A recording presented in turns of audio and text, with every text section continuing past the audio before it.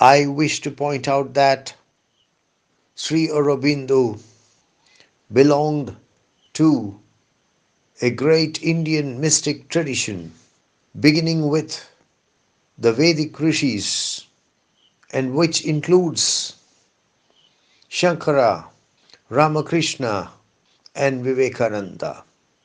This illustrious mystic tradition of India believes that the greatest goal before a human being is moksha or liberation or emancipation, and that this moksha can be attained not after death but during this life itself through knowledge of Brahman or experience of the Supreme or experience of the ultimate. This has to be borne in mind while reading Trance of Waiting of Sri Aurobindo. Earth is now girdled with trance. Girdle means belt. Girdle means a cord tied around the waist.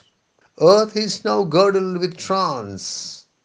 Trance is a particular mental state where the faculties are put to rest and where the person under a trance is unable to understand his position fully, respond fully to stimuli, have complete control over himself.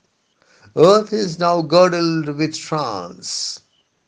A trance envelops the earth, covers the earth, surrounds the earth.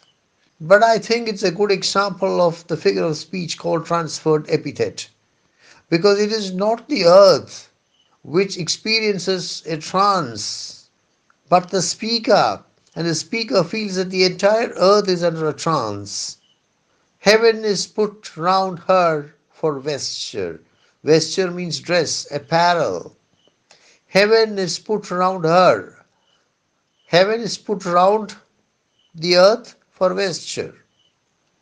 The earth wears the heaven like a garment.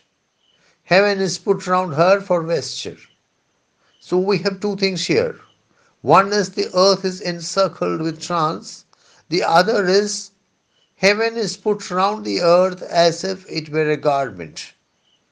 The earth finds itself in a trance and is covered with a garment, and the garment is called heaven. Wings that are brilliant with fate sleep at eternity's gate. Only Sri Aurobindo could have written this line. What does it mean? Wings that are brilliant with fate. In order to experience the divine, the supreme, the eternal, the ultimate, you have to be destined. Unless it is your destiny, you certainly cannot do these things. So, the person who is about to experience the ultimate is certainly a person who is destined to do that. Wings that are brilliant with fate. The man has a brilliant spiritual journey. The man is on the verge of experiencing the ultimate. Wings that are brilliant with fate sleep at eternity's gate.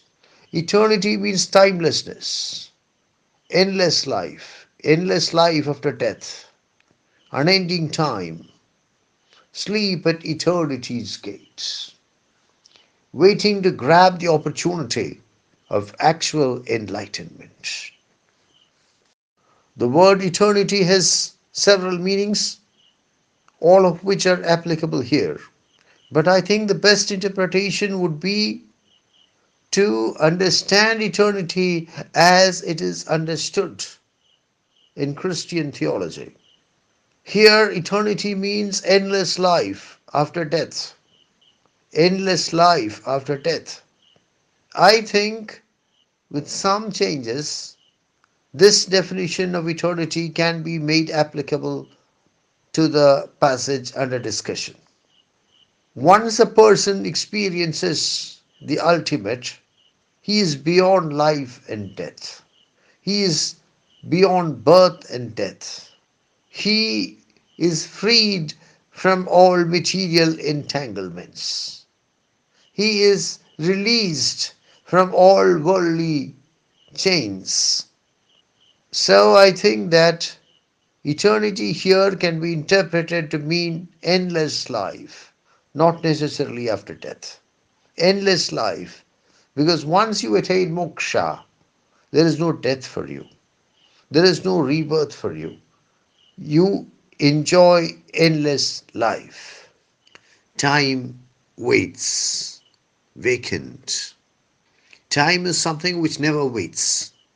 Time is something which always moves forward relentlessly, heedlessly, and nobody can stop time. The progress of time is something which can never ever be blocked by any force. But here, time waits. Time, which never ever waits, has now started waiting. Vacant, it can be interpreted to mean that space has also started waiting. Time and space have started waiting. Time waits, space waits for the great event, for the enlightenment, for the moksha, for the experience of the eternal, for the knowledge of Brahman. Sri Aurobindo puts this idea in a very specific manner. Time waits, vacant, the lightning that kindles, the word that transfigures. This is how the poet visualizes the experience of enlightenment. The lightning that kindles. A light is kindled. There is a lightning, there is a lightning, and the lightning succeeds in kindling a light within the individual. That is moksha. That is knowledge of Brahman. The word that transfigures. Transfigures means transforms, changes, especially changes into something more elevated. The word that transfigures. It could be that enlightenment is just a word from the Supreme Spirit. And the word succeeds in transfiguring, in transforming, in changing, in elevating. I am reminded of a passage from the Holy Bible. I quote, "In the beginning was the Word, and the Word was with God, and the Word was God." Unquote. John 1:1.